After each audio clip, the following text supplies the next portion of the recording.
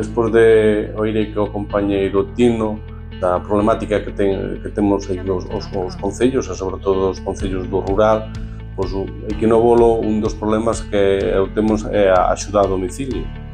Nos, o ano pasado, o 2024, estaba presupuestado a axuda a domicilio foi en 160.000 euros, mentres que este ano, no 2025, xa nos sube a 202.000 euros.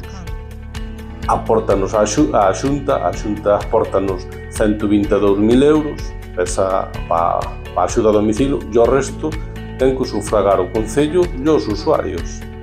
É un servicio que cada vez está máis demandado e que no Concello cada vez a xente está máis envellecida e necesita esa axuda. Despois, por outro lado, tamén hai instalacións que non son do Concello, como o colexio, o centro de saúde, onde todos os servicios ten que dar o Concello. Está pagando a luz, a calefacción, a xente é maior e aquí no rural temos que lle facer o trámite, e aquí do Concello. Unha simple solicitude de queima agrícola, pois tamén se lle tramita aquí do Concello.